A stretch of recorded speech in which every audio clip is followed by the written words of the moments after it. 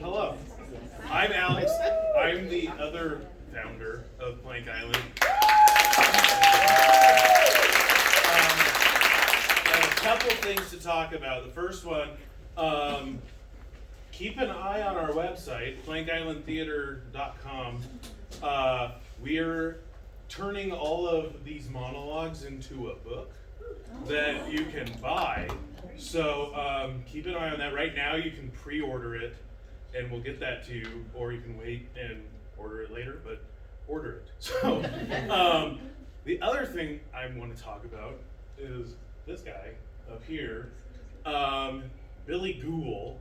Is there anyone who's not familiar with Billy Gould? Really? Cool. Okay. So, Billy Gould, he's this guy, if you're from Grace Harbor, he's this myth. He's a real guy, he's not a real myth. He's this local legend. And the whole idea is that he's the serial killer. He was a Union guy and he would club the sailors and then drop them through a trapdoor into the river. And then they'd float away, and months later they'd float back up, and they found like 40 bodies, and they said he did it all, and then he went away and he died in prison. But this year, a book came out that basically did all this new research that shows that it's probably all bullshit. And the truth is a lot different. He was a guy. He was a union leader, but he probably wasn't this monster. And so I'm actually writing a musical about him, and I'm going with that side of the story. And so tonight we're going to give you a little snippet of one of the songs. This is actually a song that his wife sings, Bessie, who owned a boarding house in Aberdeen. Of course, the myth was that she owned a whorehouse. Not true. But she owned a boarding house, and basically, because she was a woman, she didn't get the same respect that the male business owners got, and so she had to fight a lot harder. And so this song is her kind of thinking about what it would be like, what she would do if she had the respect, if she had the clout that the men have, just by being men. And so this is going to be sung by Brie Bonnell, and I'm going to go over there to the piano. All right.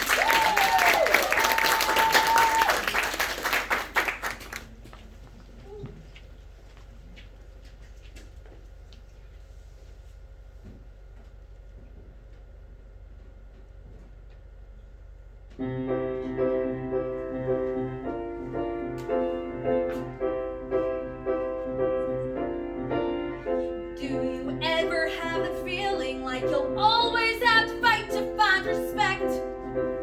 Like no matter who you're dealing with, your thoughts and goals are always incorrect.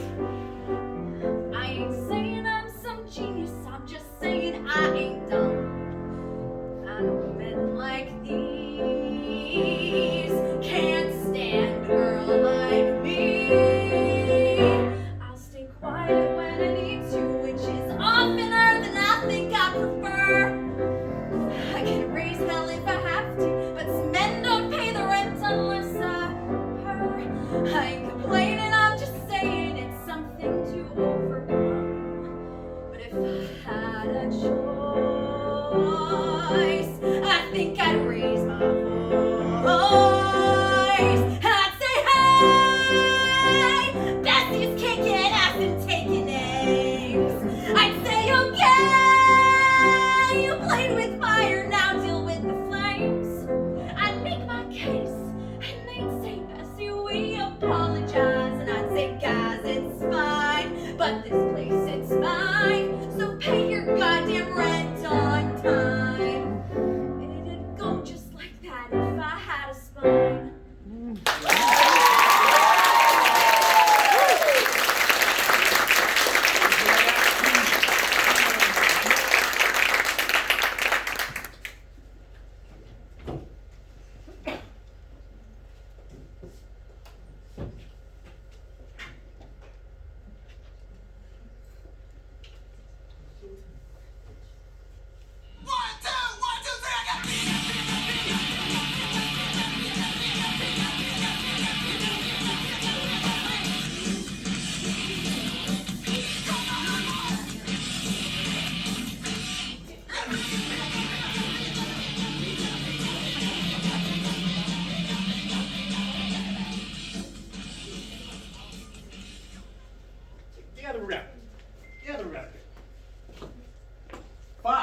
sale. Fresh farts for sale. Hey kid, here, you look like you could use a real fresh fart. Eh? I got any type you want. That's why I like these balloons. See this tape? How I label them so I remember the aroma. Let's see. Oh, garlic and onion. Oh, classic, big stuff. Cheese curds, bacon wrapped hot dog,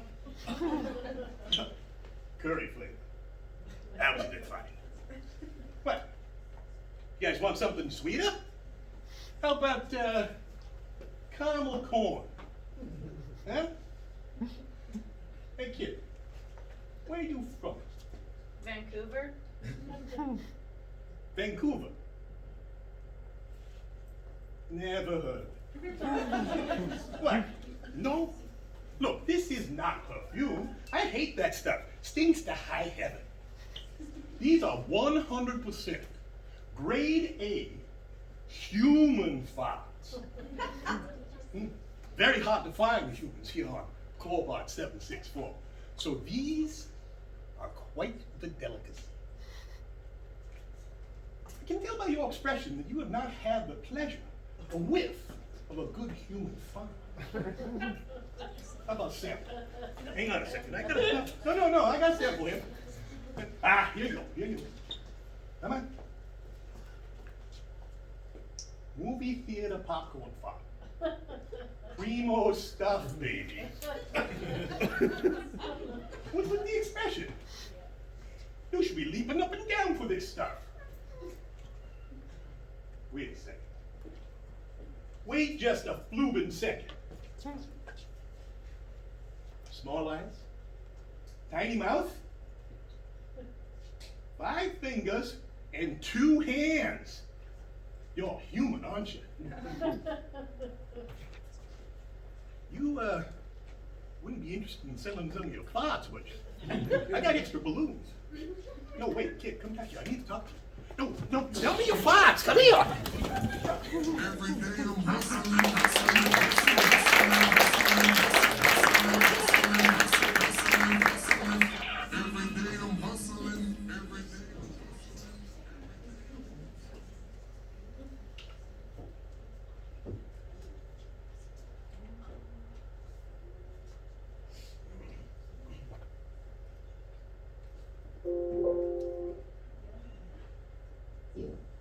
I should warn. Okay, but if you're gonna be my new best friend, I should tell you. I should warn you. It's not gonna be easy. What is it that Mom says? You gotta fill up to the big shoes? Something like that. Anyways, as my new best friend, I expect great things. But let's start small, like what to do on Saturdays. Yes, good place to start. I'll tell you about me and George on Saturdays. George, King George actually, he was my last best friend. He's dead now, which was super sad, but it's okay now, because according to Mom, he was actually really old, and he had a long life, and a happy one too. And also Ruth wouldn't leave me alone about crying all the time. She said I was getting too old for that. She said I had no idea 9 was too old. Anyways, yes, let me tell you that story. It was the best day, Saturday. Oh man, I do love Saturdays. King George woke me up, and he would lick my face, and it was the grossest, gooeyest thing, and I kind of hated it because it's so slimy and stinky, but he knew. George knew it was the only way to wake me up on Saturday. You see, I almost hate waking up as much as I hate slimy things. I stepped on a banana slug once. I thought I was going to die. It squished between my toes. What was I saying? Oh yeah, waking up. I was up. King followed George downstairs. Mom was at work on Saturday morning, so it was just me, George, and Ruth. So it was up to me to make breakfast. Technically, Ruth was in charge of breakfast, but heck no am I going to eat oatmeal, which is healthy, I guess. But if it's not just right, it's pretty squishy and gross, which obviously will just not do. Breakfast for me and King George was pretty simple, really. Bag of meaty, smelly cereal, pour that in a bowl. Bag of yummy rainbow awesome cereal, pour that in a bowl. A little bit of milk in mine. Not too much, though. Set both bowls on the floor and immediately shove your face in it. Okay, I use a spoon, but King George doesn't. But on Saturdays, I do eat it on the ground. And it's not weird. I just want to eat with George. And Mom says George can't eat at the table, even on Saturday. I tried it once and somehow Mom knew. And as punishment, George had to eat all alone by himself in the garage for a whole week. George always finishes the cereal first. I tried and tried so hard every time, but he always finishes the cereal first.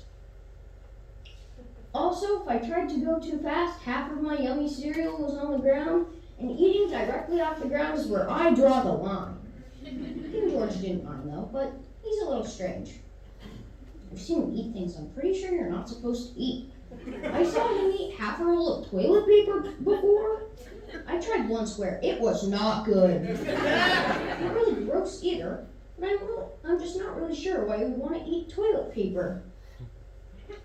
Speaking of wanting to eat something, what kind of cereal do you like? Smelly and meaty? Or yummy and awesome kind? No judgment, just need to know. You don't have hands or arms. It's okay, George didn't either. I know, we'll do a taste test. You can try both.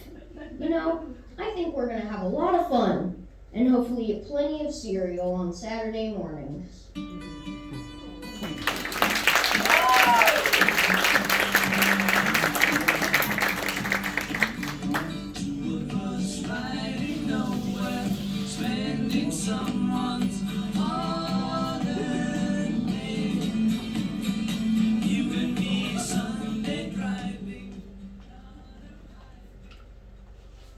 Hi, Ned.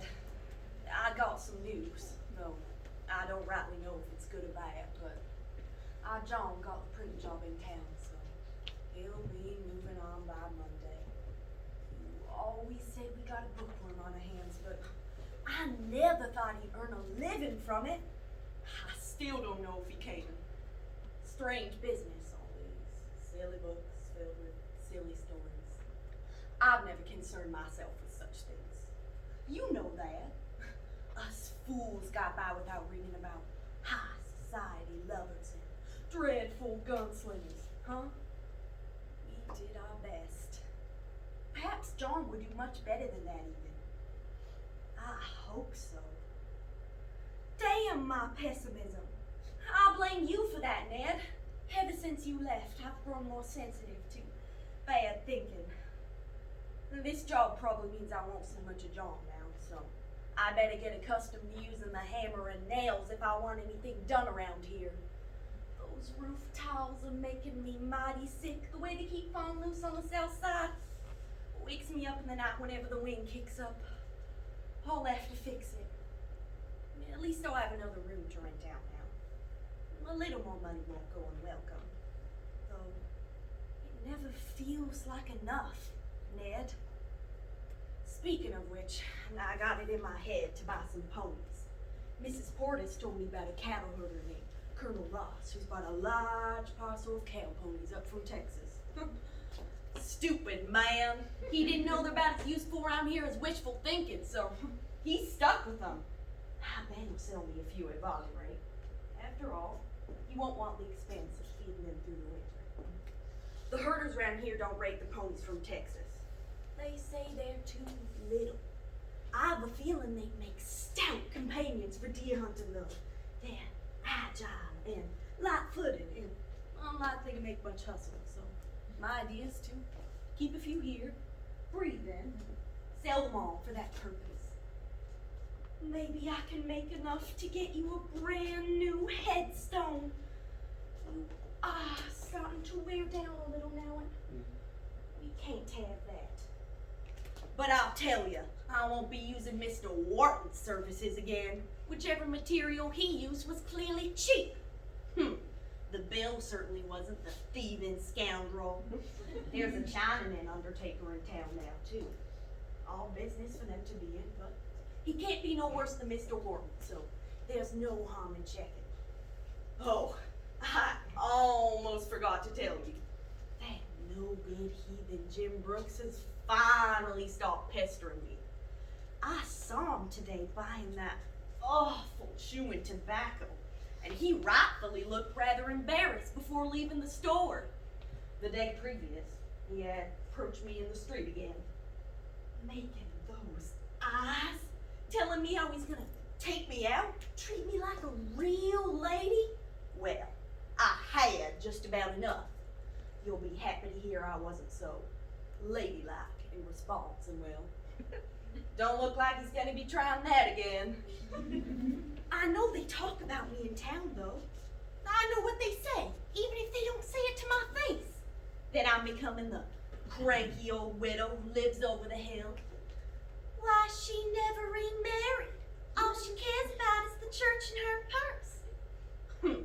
If you have any substance about yourselves, oh, how they love to slander that.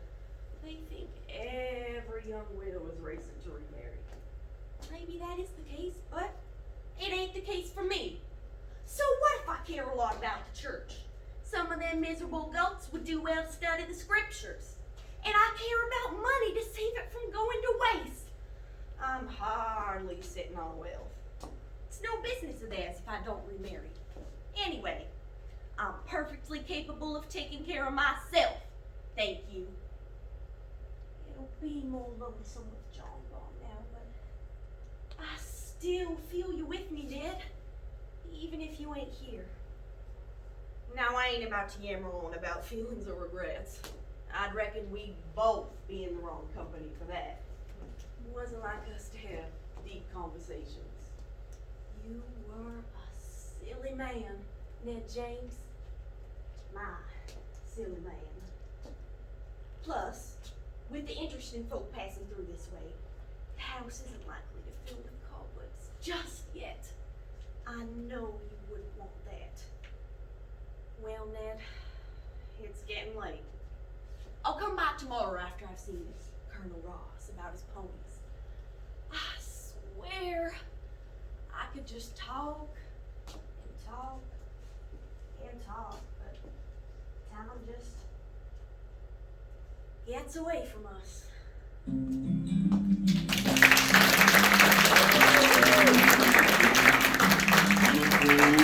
Dark night, someone was killed neath the town hall lights. My dearest teacher,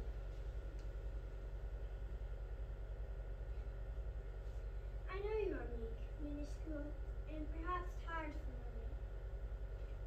This won't be easy news to hear, but you must look to the east as I to the west. I am sending you this letter to regretfully inform you of Samuel's arrival. Mother says we have a mouse problem. When this letter arrives and you're a highway home, no. I'm thinking of you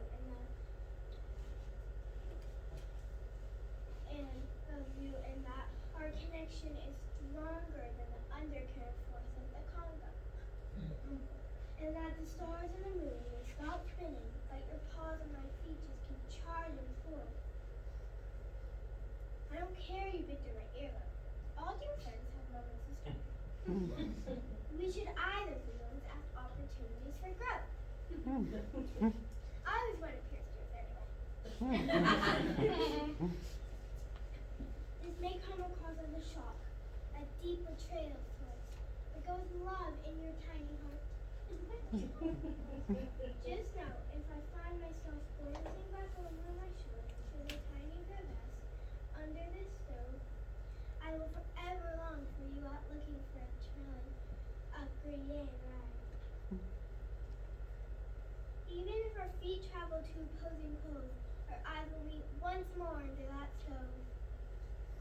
I will savor and cherish those moments until your very last squeak.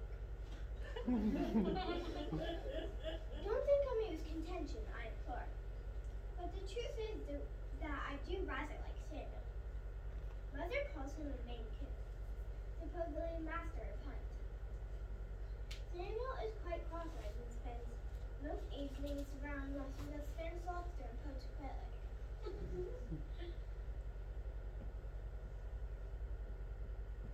Even though you are rather small and he is, well, large.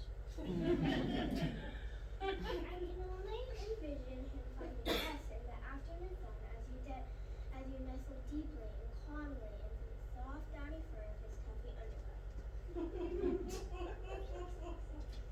I think you and him would be quite a pair in fact, but Mother begs to differ.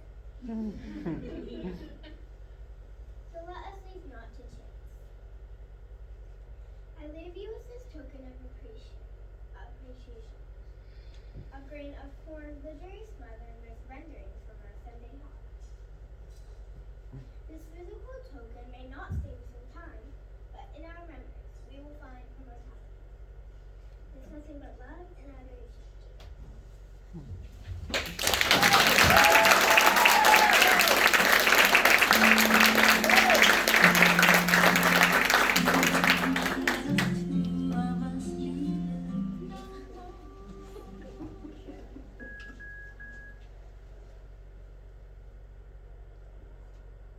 Oh, sorry to wake you. It's just, I can't sleep again. I know it's been a while since I've done this, and I thought I was doing better. Scoop on the floor right here.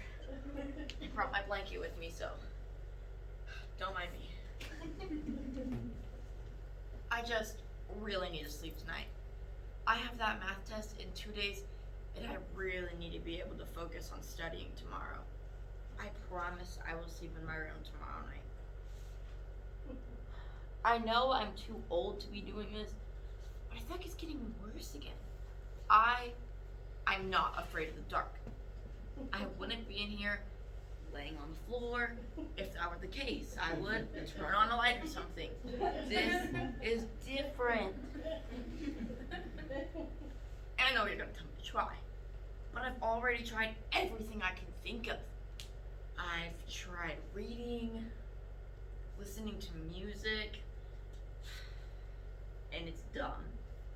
But I've even tried counting sheep. Nothing helps. I just keep staring at the ceiling. But there's more. Mom, it's almost like there's something there. Almost like a person with me. I don't know how to explain it. But when the lights go down, I feel it creeping in, seeping through the walls and slowly spilling from the ceiling corners. Just this darkness, this feeling. It's sad and paralyzing at the same time. Like if I move, something bad will happen. Like I'll make it angry. And I can't look away either. I don't dare to. Please don't make me go back there. I would sleep in the living room, but I feel like it goes away when I'm with someone else. I promise I will go right to sleep. In fact, I'm feeling more sleepy. It's more calm and relaxing in here. Again, I'm sorry, Mom. Don't worry about me. I'll let you go back to sleep. Oh, and don't be afraid. The darkness doesn't follow me in here.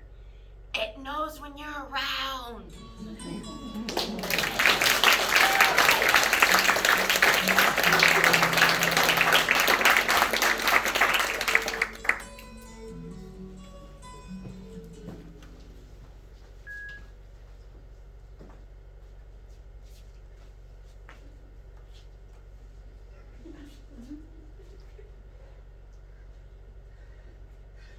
Oh my God, I'm blind! I mean, I'm sorry. Wait! Stop screaming! Stop screaming! It's me! It's me! Oh, I mean, it's Kyle! Dude, stop screaming so I can explain. Okay, I can see you're a little freaked out. Dude, I'm right in front of you. Hang on. Made my heart jump from all your screaming. I need to catch my breath.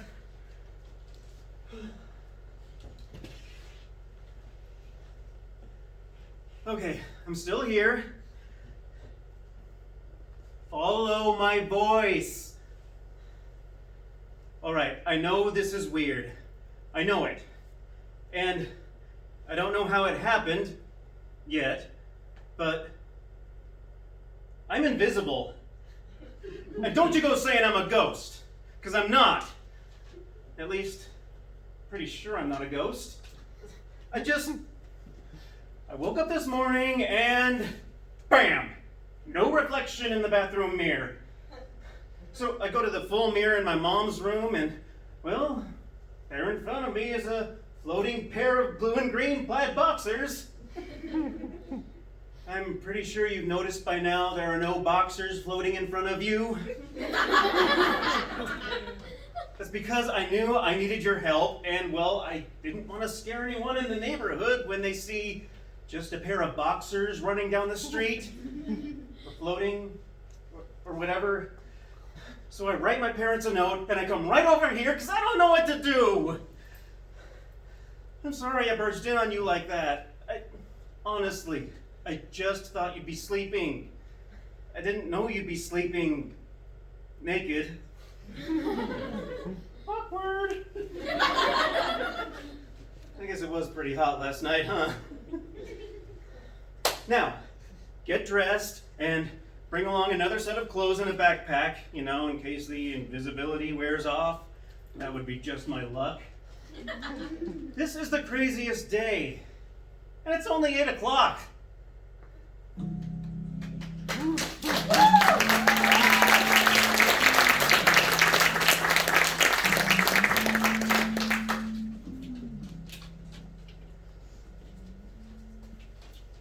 Hey,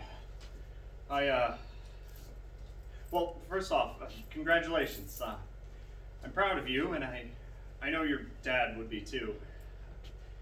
Did you know when you first said you were going to be a firefighter, your dad, he told me that was the proudest day of his entire life.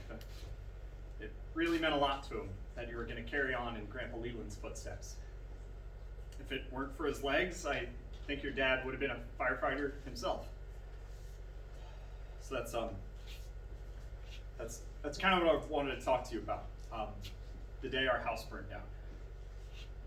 I always meant to tell your dad, I just never found the right time. I was only 5 or 6 when it happened. Your dad and I were home alone. Grandma was out shopping or something. Your dad was inside the house and I was outside playing in the sandbox when a neighborhood kid came down the hill and asked if I wanted to go to his house. I remember yelling to your dad that I was going to go to the neighbors, but I knew. Even as a little kid, I knew he was in the house and he couldn't have heard me. But I didn't care because in my mind, I technically told him I was leaving. So I left, and your dad had no idea I was gone. I don't remember what happened at the neighbors or what we did. I just remember later, walking home, and when I got to the house, I just stopped and stood there. I couldn't move. There's this image in my mind of the house just engulfed in flames, like 20 feet in the air. I didn't know what to do. After that, it's just faded memories. A fireman talking to me, my mom picking me up and crying, and your dad laying there in a hospital bed, his legs all wrapped up. He didn't hear me when I told him I was leaving. He ran through the house looking for me, even though everything around him was burning. The walls were on fire, his clothes were on fire, but he kept looking for me. He couldn't even get out the front door because the door was on fire. He had to throw a chair through the living room window just to get out of the house. I never told him about that day. About how I was too lazy to tell him I was leaving. I guess I was ashamed. I think I'm telling you because when I look at you, I see him. He was a brave, stubborn son of a bitch. But he wasn't afraid of anything, and I think you get that from him. Just don't forget, you have people who love you. Be brave, but know when to jump out the window.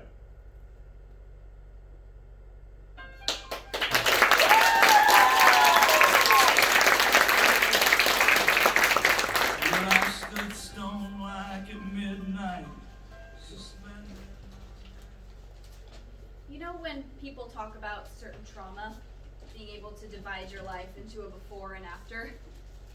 Well, I guess you could say that this is the moment that led to my after. It was sophomore year of high school, and all I wanted was for my mom to see me play violin at the winter concert.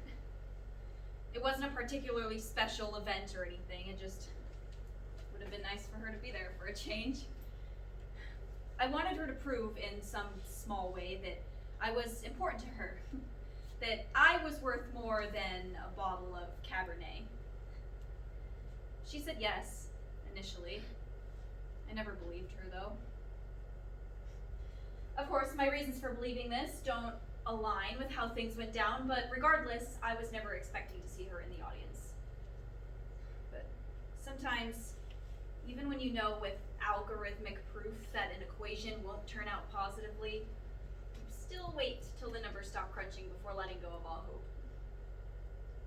Standing on stage that evening, watching each family file in, silently hoping I'd see her among them, I'll never forget that feeling. One smiling parent after another, and not one of them was my mom. That's just how she was, though, you know? Figured she was still busy finishing that bottle of wine she was glued to before I left her. I wish I had just taken a moment to reach out, see if she was still planning to make it, but when you spend your whole life with someone who never shows up, it just doesn't cross your mind when they don't make it again. Normally, all of this wouldn't have even fazed me, but this time it was different. This time, my mom, a woman who spent half her time running a business and the other half recovering from a hangover, actually told me she would be there and sobered up long enough for me to believe it. So, go figure, I come home from school the day of the concert, only to find her downing a bottle of Cabernet. Said she was too distraught from losing her biggest client to be able to make it. I should have just accepted this and moved on, but after 9 fucking years of coming in second to literally everything in her life, I just wanted my mom to give a shit. So I told her that if she wanted to be in my life, she would be at that concert, or I would be going home with my dad afterwards and staying with him until graduation. I'd like to think that I didn't realize how much she'd had to drink at this point, but if I'm being honest, I don't know if I would have even cared. I would do anything to go back in time, take note of that drink in her hand, and just resign myself to the fact that my mom was in no position to support me that night. But I was just so used to having her drunk all the time. I guess I just forgot to consider how a few drinks might actually complicate a situation. It was halfway through the concert when somebody pulled me off stage to tell me that there'd been an accident. You know what my first response was? You've got to be kidding me. A car accident was too easy. Anything to not make it to her daughter's concert, right? I was so upset that I legitimately thought it was a joke. It wasn't until my dad showed up to take me home that I fully realized what had actually happened. If I'd known when I left that day that that would be the last time that I ever saw her, I never would have said those things. I would have told her that it was okay and that there was always next time. And then I'd ask her about which client she lost, and she'd talk to me about her business, like we always used to. It was like we were in it together on our own personal mission. I'd spend 100 more years in silence to hear her talk like that again.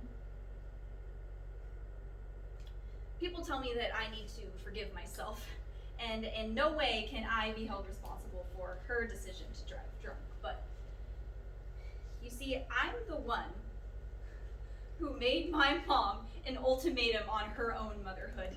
I was the one who pressured her into being there that night. She never should have been on the road in the first place, let alone in a position to T-bone another vehicle and kill the 2 people inside. And maybe, just maybe, if I hadn't made it seem like that concert was the last thing on earth that mattered to me, maybe she'd still be here to see all the things that I'm doing today. And maybe my classmate would still have her dad and little sister. You know what's funny about this whole thing, though? I don't even play the violin anymore.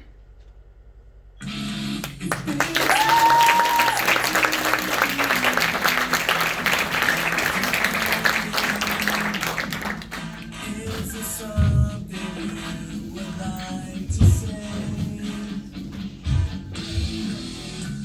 Just drop the present on the shelf by the flowers. Make the feeling go away.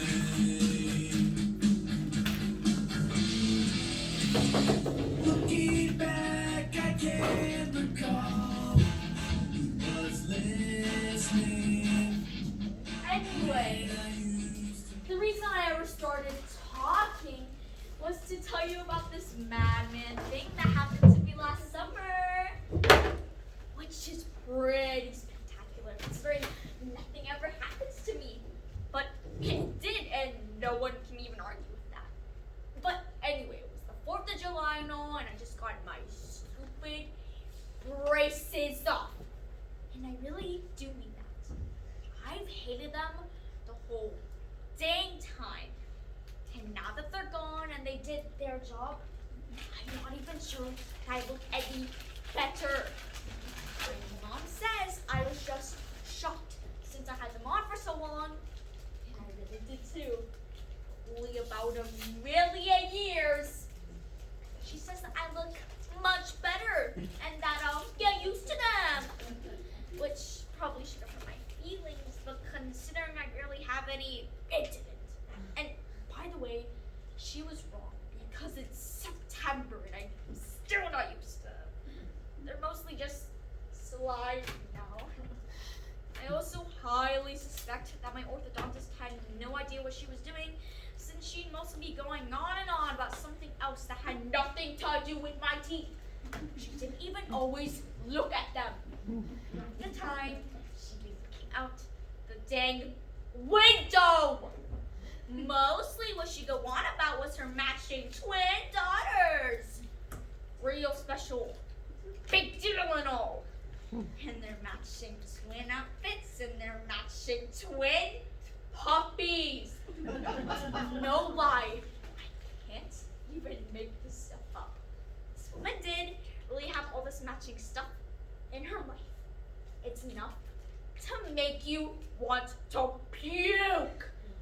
At least I didn't have to talk back to her with my mouth stuck wide open and all. Thank God. And I don't have to go back there anymore. Well, unless I dump my retainer in the garbage with my lunch tray again. But sometimes I do get a little curious about the twins. And for some reason, I always think of them at recess in matching yellow checkered little sundresses, all bubbly and all, giggling up a storm, running in a circle around duty patrol with a whistle, not knowing which one is which and getting dizzy. It's pretty funny.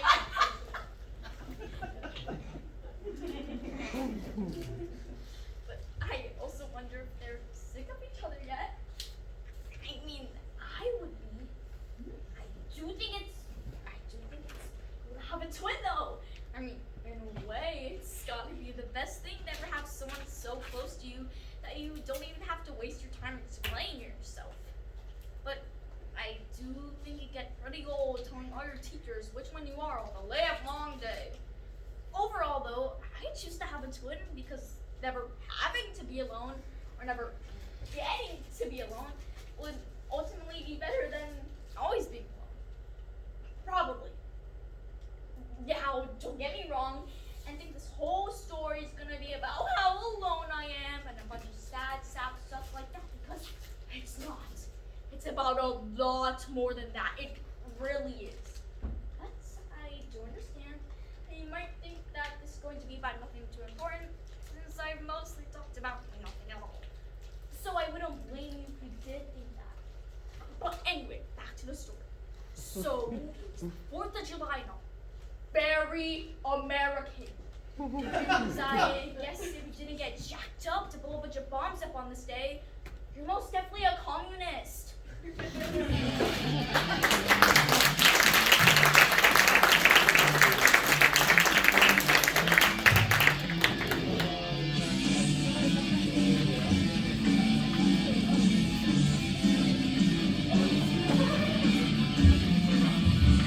alright to tell me what you think about me. I won't try to argue or hold it against you. I know that you're leaving. You must have your reasons. The season is calling. Your pictures are falling down.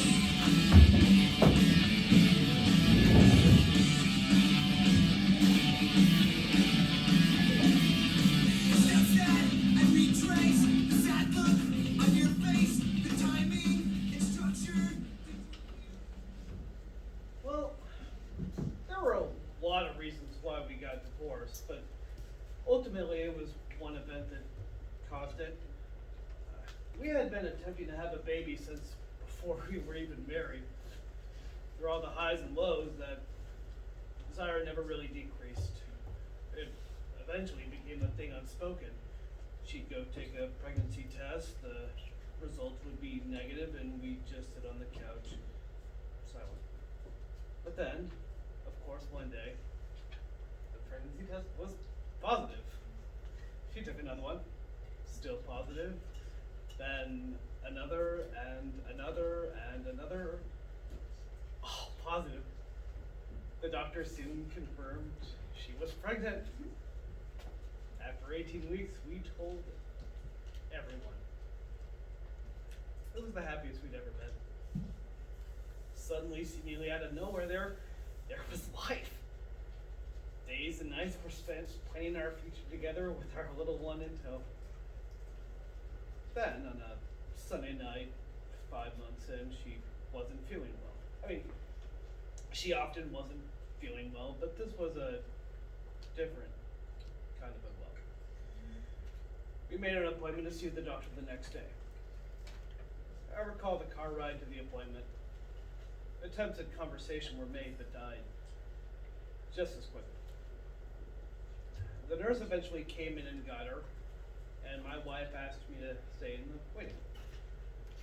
Squeezed her hand, told her I loved her, and off she went. Not exactly clear on the amount of time that she was gone, but it was a while. The nurse came out first, and then my wife followed, and tears were just streaming down her face, but there was no sound. She looked over at me and just stared. I got up from my seat, we walked to the front door, got in the car and drove home. We walked into the house and my wife went straight into the bedroom and shut the door. There was a few moments of silence and then she started crying, but it was unlike any type of crying that I had ever heard before.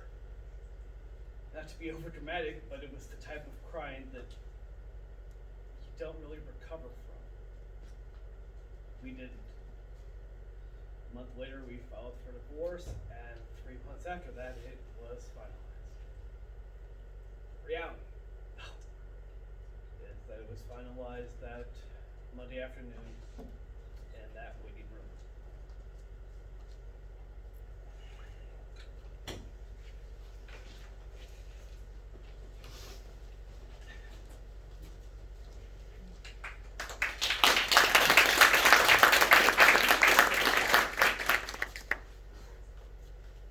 Look, I'm really sorry that I called you a dildo. That wasn't cool. Listen, that wasn't cool at all. I'm really sorry. It's just that, like, I'm having a really rough day. Like, okay, listen. Do you even know what I've been through today? Do you? Of course you do. I mean, you weren't there, but I was talking about it earlier. But okay. First of all, I had to take my idiot boyfriend to the emergency room for one thing. Yeah, you want to know what that genius did? So he's always complaining that I use all the hot water when I shower because I take like an hour-long shower, which is totally not even true, but whatever. So I up the temp on the hot water heater, right? Smart, right? And then old genius McDipshit goes to the bathroom and burns his butthole on the bidet. I can't even read this shit up. And now he has to wear this like puffy bandage thing on his ass, and it totally looks like he's wearing a diaper. Exactly. I guess you have to see it, but I have a picture of it on my phone, but I left that somewhere. We'll figure it out. Anyway, so then I drive him to the emergency room, and when we get there, he's like, "Aren't you going to stay here and wait with me?" And I'm like, "Dude, I have got shit to do." Right? And there is literally a bus stop right outside the hospital. Like, seriously. So anyway, are you even listening to me? Okay, listen. So then I go home, right, to take a nap so I can de-stress, right?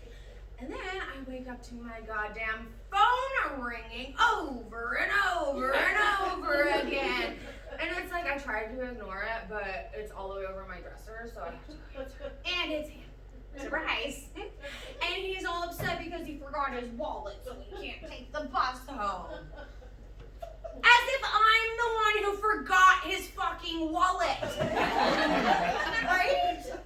So, being the good girlfriend that I am, I go pick him up, right? And then the whole way home, he says nothing.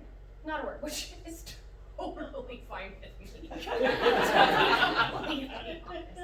He's been in a complete shit mood ever since the Chad incident. Which, like, dude, I'm sorry. I fell asleep on his couch. We were just talking.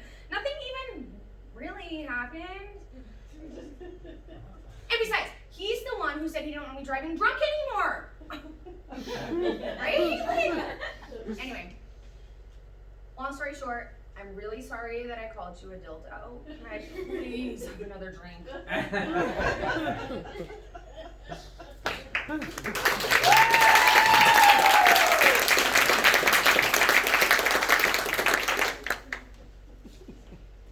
Listen, Trevor, this isn't gonna work. Wait, what? I'm talking about you and me, this thing that we may or may not be, but can never really be sure of because we actually haven't been on anything that could be called a date. I want it to end. Wait. Let me get this out first. See, before you went on your trip last weekend, you know, the one where I was supposed to decide whether or not I wanted us to be a thing, we had a talk. I know you remember. It was the one where I gave you my list of reservations towards having you as a boyfriend, and you decided this was your cue to show me how all these things could magically change overnight. Yeah, I'm not sure you realize how stressful it was to make this decision with your little Trevor as a boyfriend demo reel playing in the background. And all of a sudden, I'm getting texts with, "Good morning, gorgeous," even though you know how uncomfortable that makes me. along with an ongoing monologue about how you're suddenly now a responsible adult because you brushed your teeth in the morning and actually dealt with your anger issues. Yeah, you used this buffer period as a chance to aggressively push me into an answer in the positive. You knew exactly what you're doing. You were manipulating the situation, like you always do. And I'm through with it. I need my space. I need room to grow, and I can't do that with you. Look, I've had a lot of fun hanging out together. I'll admit, things were pretty great. For a moment there. And then you told me you were gonna keep calling me babe, even though I told you not to. Wait, You got mad at me for not staying the night when I had class the next morning. And then you told me about how everyone in your life eventually finds a reason to leave you, just to reverse psychology the scenario where I'm motivated to stay? That's what I mean by manipulation, Trevor. That's what I'm talking about when I say I'm not putting up with it anymore. I'm not responsible for making sure your feelings don't get hurt. That's on you. I'm sorry if that makes life a little difficult for you. But the truth is, this has everything to do with you. everything? I wish I could say that any girl would be lucky to have you, but the truth is you're kind of a dick.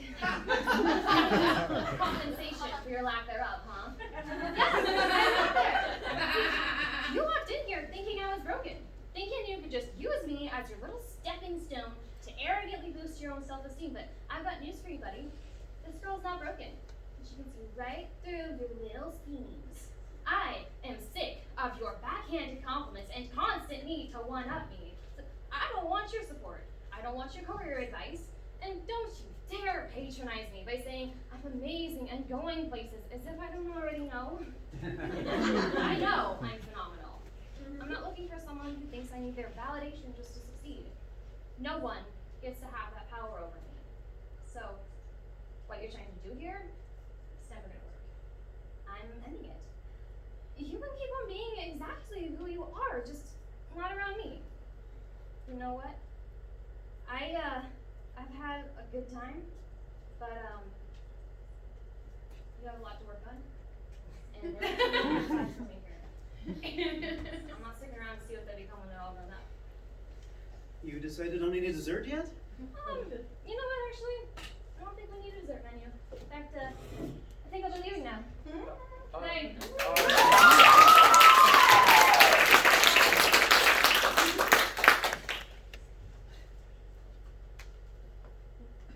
So, do you believe in aliens? Seriously, the potential of finding life that contradicts our own would cause some major upheaval. Now, if it were just, little specks, microorganisms, it wouldn't matter to, well, it might matter to scientists, but it wouldn't mean much to you or me. But if we found proof of something larger, it would mean that all groups of people, religious, political, scientific, environmental, all would have to do mental gymnastics to fit this new alien concept into what we think the world is. So here's the thing. I have found alien life. Listen. I know you probably don't believe I was abducted by aliens. Don't you dare roll your eyes at me. Look, I'm not too sure about it either, but how would you explain that my friend Kayla and I had this shared experience? Shared experience? She saw the same thing at the same time as me and drew a picture of it before I mentioned anything about aliens to her before. The spaceship was this arrow shape with a huge wingspan and rows of golden lights. Before I even saw it, I felt it. Or heard it. I don't really know. But there was this deep, low hum.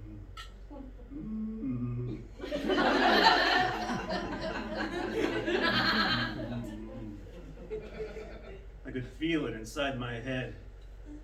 You ever have a feeling like that? Like being in a trance or hypnotized?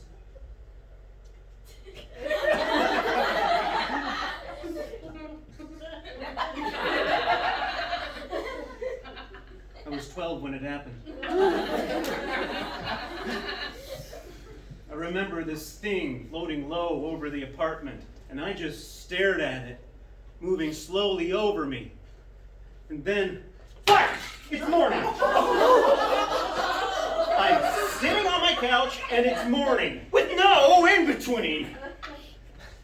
Wait, please. Just wait. Hear me out. Do you want more coffee? I can get you more coffee. I've got a lovely chair. Please, don't leave yet. Please don't. I thought it was all a dream or something, but Kayla saw the same thing, so that means it must be real, right? If not aliens, then maybe it's a government secret or something.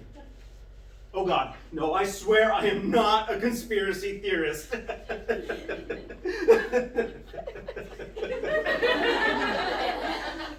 Anyway, suppose this thing is real, and it's discovered and exposed and makes the news and hits social media and becomes this huge thing. Then people will, have to challenge their beliefs in the truth of our world. There could be a division among people. There could be anarchy. Maybe that's a good thing. Well, maybe it's a bad thing. But who cares? Let's forget good and bad and just think about how different and less mundane the world would be. Wait, am I a conspiracy theorist? Look, I'm sorry. Really. Okay? Like, please, don't go. You can't leave without paying. I mean, you want me to grab your check? I can get that for you. I'll be right back.